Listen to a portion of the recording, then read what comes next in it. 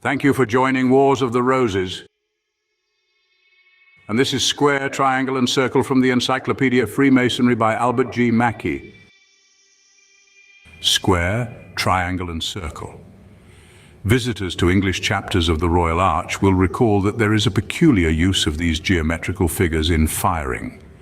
The ceremonious unity of all present in recognizing a toast and honoring it by the brethren. There are also to be found in literature various allusions to geometrical figures. Of these, there are so many that no complete compilation may here be attempted. One or two are of sufficient interest to warrant mention. For further information, refer to an article by R.I. Clegg in the American Freemason, Volume 3, pages 265 to 272, April 1912. That beloved brother Robert Burns, born 1759, died 1796, refers to the rectangle triangle in his poem Caledonia. His allusion is usually understood as being more particularly to the 47th proposition of Euclid and is as follows. Thus bold, independent, unconquered and free, her bright course of glory forever shall run. For brave Caledonia immortal must be. I'll prove it from Euclid as clear as the sun. Rectangle, triangle, the figure we'll choose. The upright is chance, and old time is the base, but brave Caledonia's the hypotenuse. Then ergo she'll match them and match them always. William Shakespeare, born 1564, died 1616, refers to many matters of interest to us. He says, King Lear, first scene, Regan speaking of her love for the king. I profess myself an enemy to all other joys which the most perfect square of sense possesses, and find I am alone felicitate in your dear highness's love.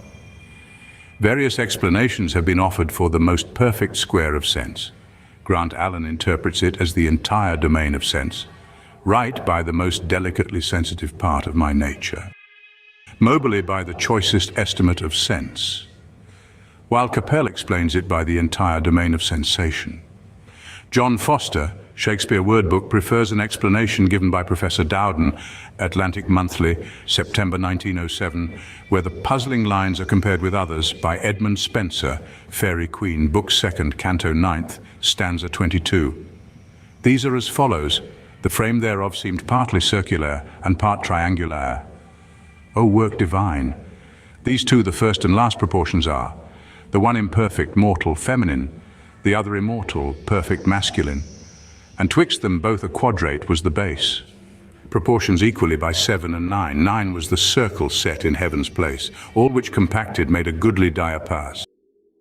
The last word here, diapas, means a harmonious combination. Professor Dowden, discussing Elizabethan psychology of body, soul and spirit, the forms of life or energy, says, the vegetable soul is found apart from the other two in plants. They live and increase in size and multiply themselves by virtue of this soul.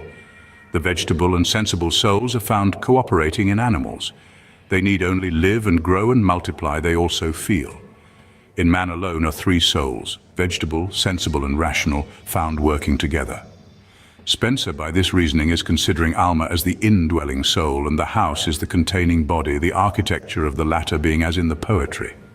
Quoting Bartholomew Anglicus, we are told that the vegetable soul, with its three virtues of self-sustaining, growth and reproduction, is like unto a triangle in geometry. The sensible soul is like unto a quadrangle, square and four-cornered. For in a quadrangle is a line drawn from one corner to another corner, afore it maketh two triangles, and the soul sensible maketh two triangles of virtues. For wherever the soul sensible is, there is also the soul vegetabilis. Finally, the rational soul is likened to a circle, because the circle is the most perfect of figures, having the greater power of containing than any other. The triangle of Castle Alma is a vegetable soul. A quadrate, identical with Shakespeare's square of sense, is a sensible soul. The circle is the rational soul. Spenser was born in London about 1553 and died in January 1599. For other references to quaint literary allusions of Masonic interest, see, Was William Shakespeare a Freemason? Builder, 1919, Volume 5, page 32. Thank you for watching, and please don't forget to share, like, subscribe and comment, and if you can please consider donating to Wars of the Roses. Links to PayPal and Patreon are in the description. Thank you so very much.